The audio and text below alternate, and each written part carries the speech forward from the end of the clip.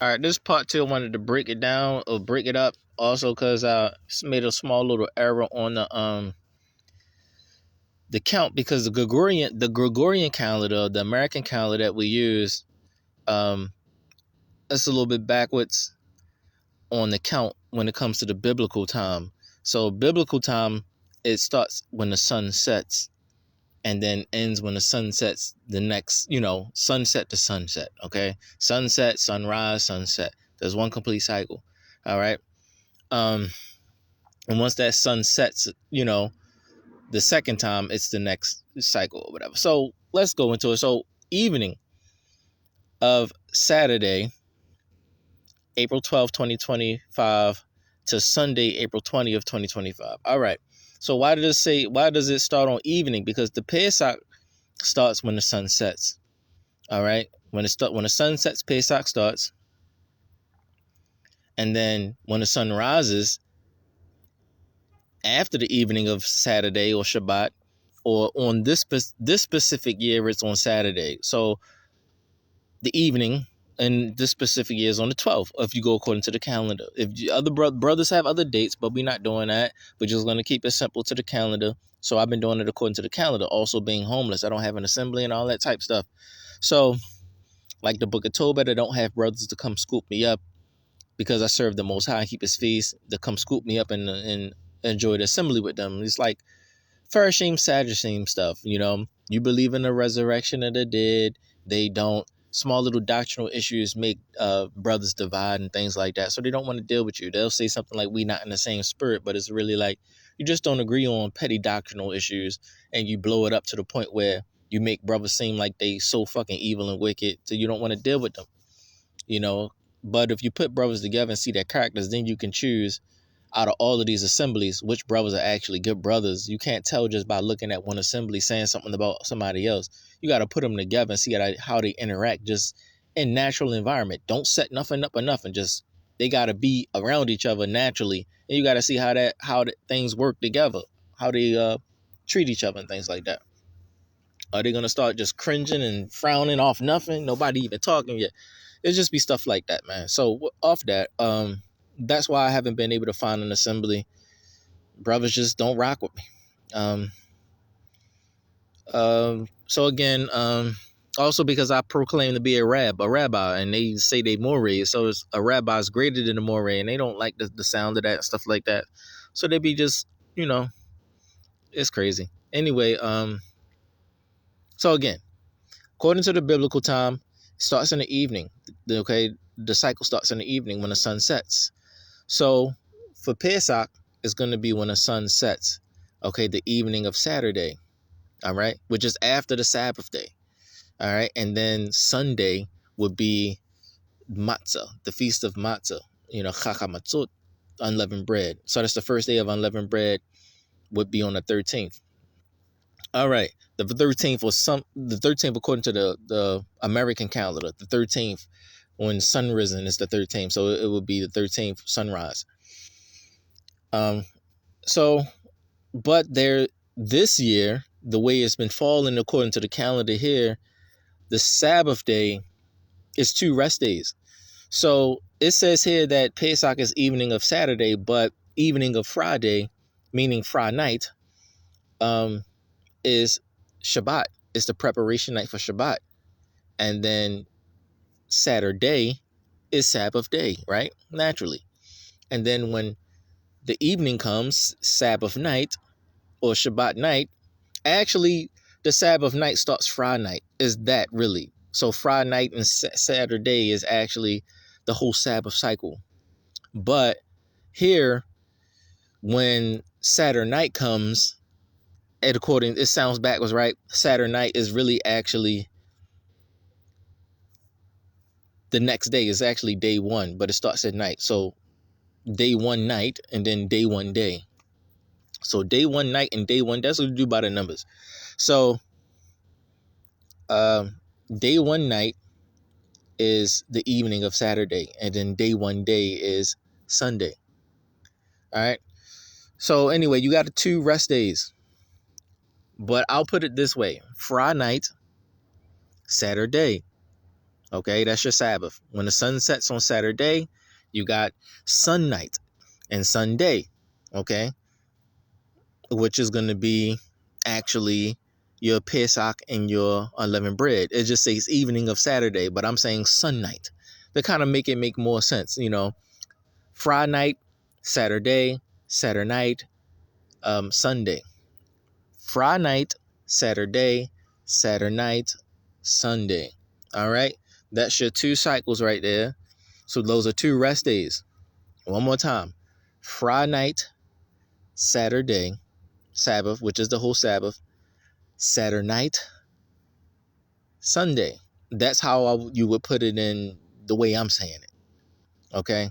But if you say the evening of Saturday or the evening of Friday is the start of the Sabbath, and then the Saturday is the Sabbath day, then the evening of Saturday, when the sun sets on Saturday, is the Pesach, and then Sunday.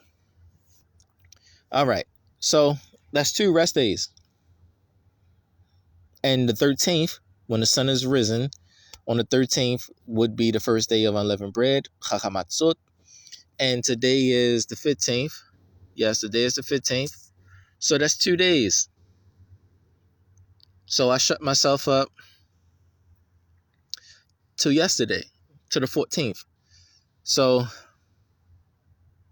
I was down on the 11th. So Shabbat, the 11th, and the 12th. And the 11th to the 13th. So, yeah. Give me a minute.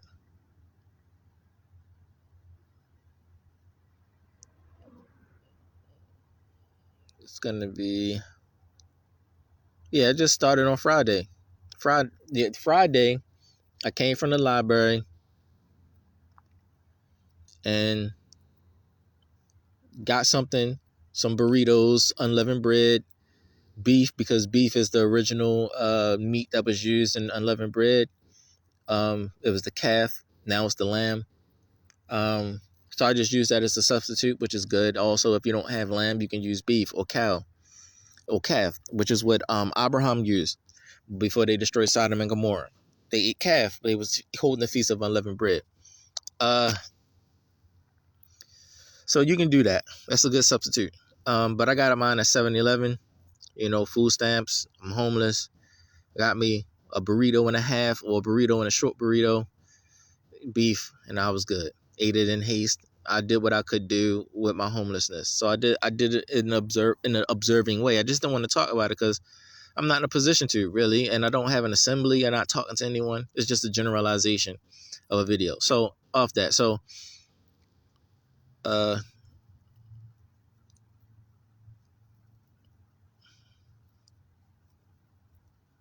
yeah, I went to 7-Eleven. Then it was Friday night or Friday night. So I'm preparing for the Shabbat. Okay. I ate my meal. It was the 11th. I ate my meal. I think it's the 11th. I ate my meal. Then the daytime came, which was the 12th. The daytime of the 12th. And it's Shabbat day. So I'm holding the feast of Shabbat. It's not ready yet for the unleavened bread. So I had some ramen. Just for the sake of y'all, we ate ramen. I ate ramen. It got yeast in it.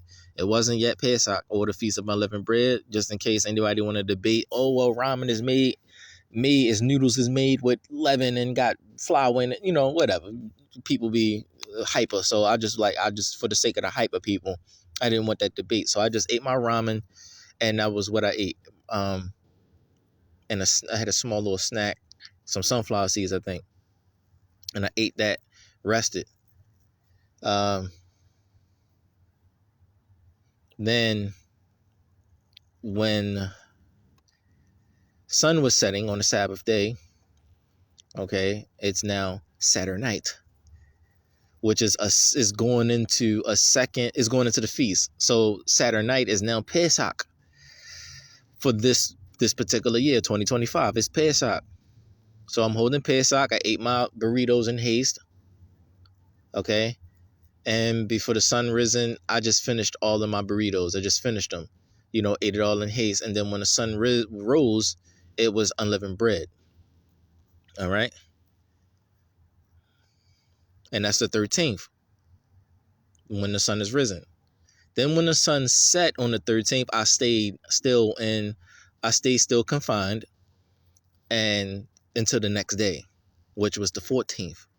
So I was all the way on sync. I shut myself in, or whatever the case, from Friday night all the way to Sunday. No, what was it? Sunday night. Oh, so no, Sunday, Monday night, Monday day. So Monday day, all right, to the 14th. All right. And then that, which was yesterday. And yesterday, there's no need to shut yourself in. The feast, you don't need to really stay in your homes. You can work during the feast, just not the first and the last day, the first day and the seventh day. Of course, not Sabbath day, but because this year we have two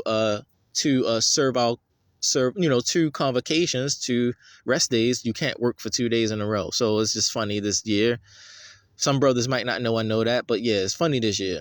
If you go according to the calendar, you got 2 rest days. So that's the original Sabbath day, and then the feast of the Chakamatzot, Feast of Unleavened Bread, which is the 13th. All right. So the 12th and the 13th. All right. The 14th, you good. You can go to work, do other stuff, hang out with your family, spend time. You can even be intimate and stuff during the feast. You just have to make sure you keep yourself clean and things like that. It's just that the 3 days prior to the feast, you must be refrained from intimacy with your spouse 3 days prior to the feast. But this year was 4 days because of Sabbath, so 4 days prior. Okay. So you got 4 days to be away from your wife, and then bam, my fault. Give me a minute. Give me a minute, y'all. All right. Sorry about that. The 4th day comes and I'm losing my count and stuff. So it's 4 days altogether this year because the Sabbath day is right behind the Feast of Unleavened Bread. So it's back to back. So you got 4 days instead of 3 days to be refrained from intimacy. All right. Now that the Holy Convocation is over or whatever, after the 13th, on the night of the 13th, which is Saturday night, you can be intimate with your wife on Saturday night and then Sunday. Okay. You can be intimate and stuff. Okay. You just got to make sure you stay clean and keep yourself clean and stuff like that. During the feast, it's like a wedding anniversary. You got your 7 days. You hold your wedding feast for 7 days, and you still gonna be intimate with your wife and unclean and stuff. But you wash yourself and you be good and go amongst the family and stuff like that. It's the wedding feast. Weddings last 7 days in the Torah, according to the Most High. 7-day wedding, not 1 day. 7 days feast, just like the unleavened bread. You just got to prepare for it, knowing it's coming. So again, two rest days, and then the end it is going to be the 9th. Is going to be Friday night, and again Friday night to Sunday. So there's going to be, I think, the 18th. So let's look at the calendar. Give me a minute. Let's look at the calendar. It'll be easier to do it when I look at the calendar. Let's look at the calendar. Do it.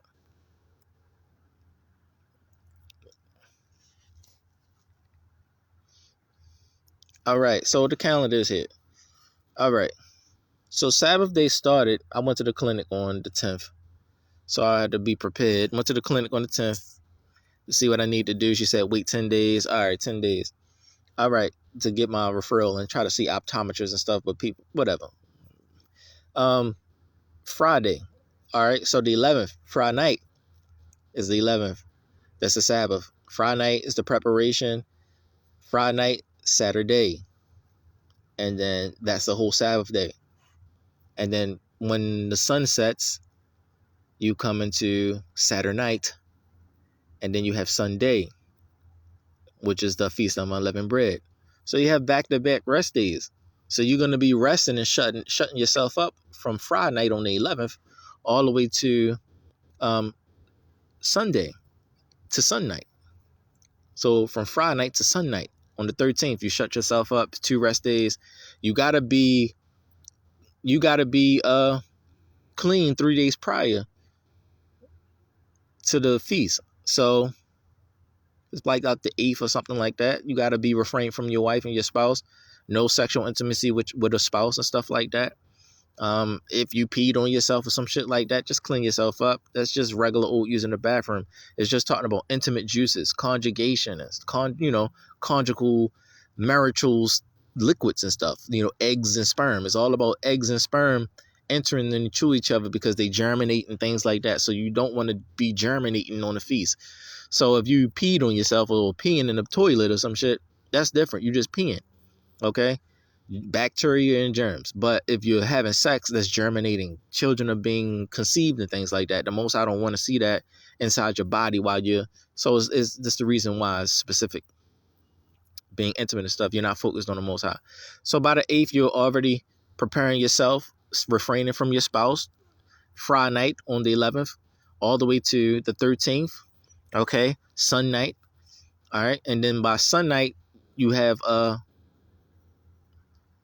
Monday, the 14th, which was yesterday. I went out to the library, charged my phone, Okay, I'm good because you can go to work. Now, the kosher market should have been closed from Friday night to Sunday.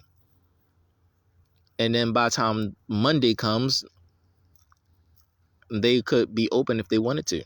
They could stay closed for the whole feast, or they could just open up, all the way into the 18th, Friday night on the 18th, all the way to, again, sun night on the 20th. All right, sun night on the 20th. And when sun night comes on the 20th, that's the end. All right, once the sun set on the 20th, that's the end of unleavened bread, Pesach. No, Easter does not exist. Easter is a stupid ass word that you look up in the Bible, and it really just means Pesach. It means Passover. Ain't nobody ever hold Easter in the. There's no such thing as Easter and bunny rabbits and eggs in the Hebrews. Like, no such thing as that shit in the times of the Savior. There's no bunny rabbits, don't lay eggs, and you're not eating chocolate and shit. Nobody was having chocolate eggs. Nobody had decorative paints and shit like that to dip their eggs in and shit. Nobody had that shit. That shit was stupid. You had color dyes. Nobody was doing that dumb shit. Promoting a fucking bunny. You didn't have bunny factories and shit where you can, the Savior, he went to the store and shit. Let me get a bunny rabbit and shit and get some Easter eggs, y'all. Let's get some Easter eggs, some confetti and shit. Let's get that and shit. No, he wasn't doing that. They wasn't making confetti Easter eggs and shit, chocolate Easter eggs and chocolate bunny rabbit. Stop being stupid. This shit don't mean shit. You just doing dumb shit. It's hard to save people when you obviously know the shit dumb. Instead of speak up and be like, yo, this, you got to start sounding like a child when you speak against shit. Like, you got to sound like a child. Like, this don't sound, you got to be questioning people like a child. Like, this don't make sense. Can you explain this to me? It's just don't, how the bunny rabbit got to do with the chocolate. And you got to be like an innocent child. I don't want to do that because it don't make sense. If you can make it make sense to me, then I'll do it. You got to be like a child when you start contending against stuff. Before you know stuff, before you really know to really come hard at people like me, you got to be like a child with it first. Like, this don't make sense. Bunny rabbits don't lay eggs. I don't want to eat this. I'm probably eating poop. You got to say stuff like that. I'm probably eating poop for real. Bunny poop. So you got to do that. So, again, Will, you're good. You're in the clear. This whole feast, Kakamatzot, all the way to Friday night on the 18th. You okay? Friday night on the 18th, if that is going to be the last, if you do end up having sexual intercourse on the 18th at night, okay, which is the Sabbath, okay, it's not even the end of the feast yet. What you should do, or even the 19th, the 18th and the 19th, which is going to be if you do it on, which starts really Friday night, So Friday night, if you do have sex, make sure you wash before you go to bed. You have sex with your wife, wash your body, douche out and stuff like that. Get all of the germination out and stuff like that and be clean. And then by the morning, okay, by Shabbat day, Saturday on the 19th, you'll be clean. All right. And then you just refrain the whole way from the 19th to the 20th, because then that's the Sabbath day. And then the evening of the 19th, okay, which is Saturday night, Friday night, Saturday, Saturday night. Okay, Saturday night is going to be going into the last day of the Chakamatzot, which is the 20th, which is the daytime sunrise, and then you're going to be holding the holy convocation or refraining or shutting yourself in if you're alone and stuff like that from the world. And then when the sun sets on the 20th, that is the end, okay, of the Feast of Unleavened Bread. It's just funny this year because it falls right behind the Shabbat. So you got 2 rest days. So whereas though it would be 7 days, it's actually like 5 days or something like that. It's like the 13th to, my bad, not the 13th. It's going to be the 14th to the 18th. The 14th to the 18th is where you can really do something. 1, 2, 3, 4. You got 5 days. 5 days of free time on this year. Typically, you got 6 or 7 days. 6 or 7 days. All right. Of free time to do stuff, but you still eat unleavened bread every single day. That's all it is. You eat unleavened bread every single day. If you in a special case and stuff like me, you doing stuff or you homeless and stuff, you always around people that don't keep the Torah and stuff like that. Just make sure you're eating your unleavened bread. Make sure you are still observing the feast in your heart. You keeping your mind focused on the feast in your heart, and things like that. Just know that this is the time of unleavened bread. Just know that this moment is the moment where we should be holding the Feast of Unleavened Bread. So to observe or keep it in my remembrance, I will eat burritos all week. Even though I can't really hold it, I will eat burritos all week. All right, as a remembrance. But you can't really assemble up or shut yourself out or just always be around the people of Yah and things like that to participate in the things of Yah and stuff like that. You even have Jewish people, they can go out, walk around, walk to the park, okay, when it's not the holy convocation. You can just walk around, chill, go to the library, quiet places, quiet spaces where it's not clamor and things like that. Library, you're supposed to be quiet in the library, so it's safe to go to the library. You just might got people that might be rebellious and disrespectful that's going to be loud anyway and shit. But library is a safe place to go that's quiet. You can shut yourself off. Even if it's people there, it's still quietness if you're homeless and things like that, like me, living out your car and shit like that. People trying to repossess your shit and shit when they really owe you and shit. All kind of crazy shit happening at the same time. People trying to stop you and, just shake you up and you're still trying to hold the feast. Through all of the bullshit, the library is a safe place, quiet place to go through the opposition and all that stuff. If you have a house and stuff like that, it's good to prepare yourself beforehand so that you have everything you need in your home so that you can shut yourself in your home. If you got to go to work, that's fine. You can go to work. Just got to let your boss know ahead of time, like a month ahead or something. Like, you got to let them know ahead of time. I'll be holding the Feast of Pesach on da-da-da-da-da-da. I'm going to need these days off and these days off. So this year you would have been like, if you went according to the calendar here, you would have said I need the 12th and the 13th off. And you would have got the 12th and the 13th off. And you would have went to work on Monday. And then you would have got the 18th and the 19th off. And you would have went to work on the 20th. No, sorry. You would have took the 19th and the 20th off. So it depends what day if you work in the daytime or nighttime, whatever. You would get those days off. All right. So of course, if you work in the daytime, you can still work on the 18th, but when the sun sets, it's Shabbat or preparation night. So you want to prepare yourself for the Sabbath day. Get your last minute stuff, last minute shopping and stuff like that. And if you really need to, special case stuff, you can do that last minute shopping on Friday night. It's preferred not to, but you can do your last minute shopping on Friday night and stuff if you're really, really in a bind, and the Most High will allow that. But Sabbath day, when the sun is risen, you should be prepared. But if you can't be, you can do your best, man. You just do your best, because the Savior was even shucking corn on the Shabbat, and they just try to count it as he was breaking the Shabbat. So you could be walk across some natural land and you got food on your land. You can just go out there and eat from the land. It's just like on the year of Jubilee. In the year of Jubilee, you got Sabbath days in the year of Jubilee. You got to eat off the land. So why are people making a big deal out of you eating off the land before the Jubilee comes and shit like that? So it's like people be stupid as shit. You just trying to kill the Savior. Oh, you breaking the Sabbath? My nigga, if it was the year of Jubilee, the year of Yabel, I'd be eating off the land on the Sabbath day anyway. So why you tripping? You're saying like it's not breaking the Sabbath, because like it sound dumb as shit. People just don't know in the Torah for real. They just be wanting to point a finger and stuff. So yeah, that's that. At the same time, I'm gonna get also prepared to let this Jeep go, my nigga, because people follow me around They don't want me to let it go, but I'm gonna get prepared because the people came out of nowhere for no fucking reason and shit.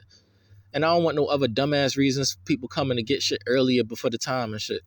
So for the feast, I'm gonna hold it through the feast, but I'm gonna get prepared to let it go.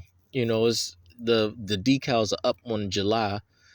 The car's scratching anyway, it's breaking. So because of so I'm gonna just let it go. I'm gonna like let it go for real. After the feast, really start letting it go. I got to shake these people through the whole feast. I got to shake people through the whole feast and shit.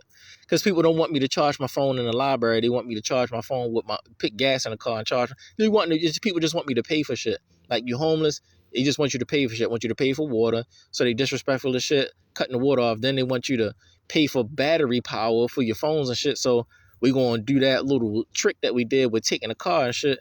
And then make you scared to come to the library to charge your phone up and shit all day and shit.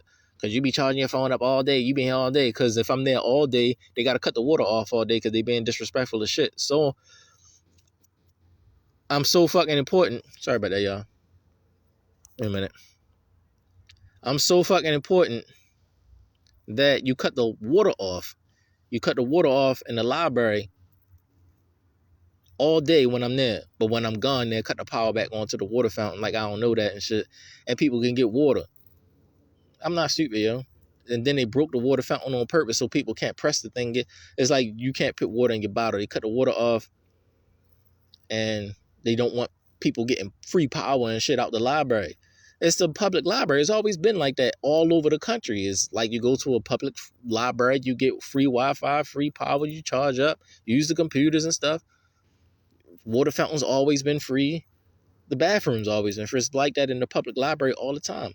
It's just that you might be in an area where California has got a lot of homeless people and you don't like the fact that there's a lot of homeless people coming up in your shit, smelling and shit like that. You don't like that shit. But it don't mean make the libraries not free and shit because people homeless out here majority, y'all playing with people and stuff. Instead of actually help the people you playing with them and don't like the fact that they surviving and shit and you still want to you want to fuck them up, play with them and shit because y'all don't see eye to eye. So you want to keep fucking them up some more because you still don't see eye to eye and they still finding ways to get through. Y'all crazy. Another thing, women, y'all can't be gay. Stop overhyping that shit up. You just probably got some vendetta against men because men did some shit to you when you was younger, some shit like that. All right, fine, understandable. You kind of more headstrong, more dick-hearted because men were disrespectful as shit to you when you were young. So now you more hard and shit. You're hard as shit, like almost like a man. So you only like really dealing with women and shit. So you try to man up like you try to man up, but you can't. But you really like in your heart looking for a good man, but you don't say that shit. Your heart just so fucking hard you can like pretend that shit real good. But whatever the case, women can't be gay because a man can be married to more than one woman. And if that's not your sister, that's your wife as well. You know what I'm saying? So it's either your sister or your wife. Not just sister wife. It's either your sister or your wife. Okay, you can marry two sisters. Okay, that's of the same blood. You just can't be naked together and be intimate together. Or you can be with two women that's not related. And that's your wife. They wives. They can be intimate together. They can kiss each other and shit like that. Suck each other's pussy, whatever. Okay, all that shit. Suck my sperm right out her pussy. Whack, I bust the nut and all that shit. Because that's your wife too. Y'all not sisters or related by blood. So, yeah, you can be intimate in the same bed. Sister or wife. Well, it's wife, not sister. You know what I'm saying? Whatever the case. You know what I'm trying to say. You're trying to keep from the incest portion of things too. So you just don't want to be crossing lines. But if it's not incest, yeah, you can go ahead. So it's the same as two women being together. You just got a husband too. Your husband is there. If he not there, you could be intimate with each other. So I don't know why women be acting like that. The only people that will probably act like that are fully transferred students that don't have dicks anymore, or transgender men. And they got breasts and titties, sound like women, long hair, they look beautiful as shit, like the most beautiful woman you ever seen. But they got dick swinging and shit down there. So it would be the only people that got feelings and emotions properly. But women, no. If you a whole woman, you're a real woman, you just dick-hearted because men fuck you up or some shit like that. They no good or let you down or some shit like that. So another thing too, if you are that type of woman and you in a gay community, environment, area, community or whatever, and you got straight men out there, yeah, you're going to see them getting beat down. So yeah, it's going to be like, I'm letting you down, but really they fucking me up and shit because I'm here. If I was in another area, wasn't a gay community, I wouldn't be getting fucked up like this. I'll be working somewhere, making money and shit. Nobody trying to repo my car and shit, finding excuses and shit to fuck with me and shit like that because they just feel kinds of ways. I'll be just living and chilling. And you got nothing against me. You looking for avenues and shit, no avenues or nothing. That's how it always been. People never had an avenue on me. But when I start sacrificing for people, shit be set up in a way to where you can fuck me up or fuck with me and shit like that. And it make me look a certain kind of way. It defames my character. And it's like slandering me and shit. Defames me, yo. So it makes me look unholy. So yeah, I be needing to cleanse myself from sacrificing for y'all for some time. Because my image be getting fucked up. And y'all don't be speaking and shit like, oh, he be covering for us.